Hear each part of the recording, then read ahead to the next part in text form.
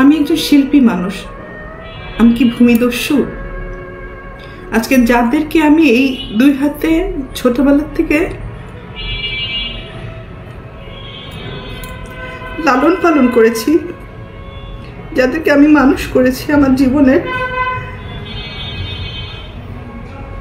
অনেকগুলো সময়, সুন্দর একটা সময়, প্রতিটা মানুষের একটা সুন্দর সময় থাকে নিজের জীবন উপভোগ করার সময়। সেই সময়টা আমি তাদের জন্য ব্যয় করেছি, তাদের পিছনে ব্যয় করেছি, তাদেরকে মানুষ করার জন্য।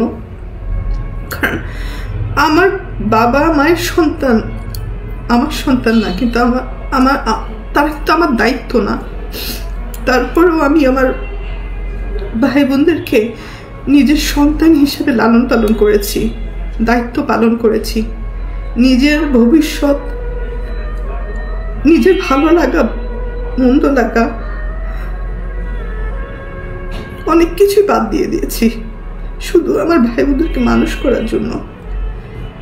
কিন্তু এখন এসে দেখলাম মানুষ তো হয়নি, হিংস্র কিছু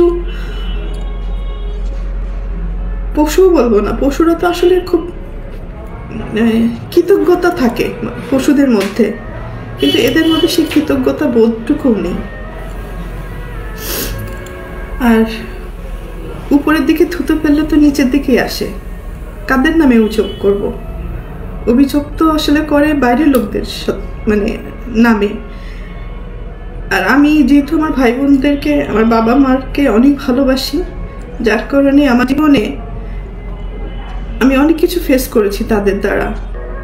নির্যাতিত হয়েছি, লাঞ্ছিত হয়েছি, অপমানিত হয়েছি। নিজের এত বছর যে আমি ইন্ডাস্ট্রিতে ইনকাম করেছি, তারা আমার সাথে বেইমানি করেছে। আমার সমস্ত অর্থ আমার কাছ থেকে নিয়ে নিয়েছে।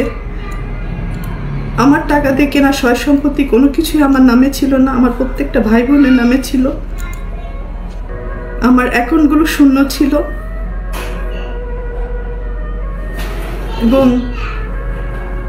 আমার গাড়ি, শুধু আমার দেহটা ছাড়া আমার কোনো কিছুই আমার ছিল না। সব কিছুই তাদের আন্ডারে ছিল। হ্যাঁ, আমিও তাদের আন্ডারে ছিলাম। তো একটা পর্যায়ে এসে মানুষের জীবনে বেঁচে থাকার জন্য কিছু না কিছু প্রয়োজন হয়।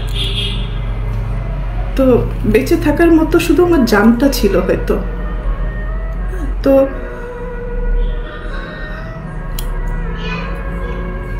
একটা পর্যায়ে এসে যখন আমি জানতে পারলাম আমার পরিবারই আমার সাথে বেইমানি করেছে, আমাকে ঠকিয়েছে, আমার সব কিছু কেড়ে নিয়েছে, এগুলো জানার পরে আমি চুপ ছিলাম।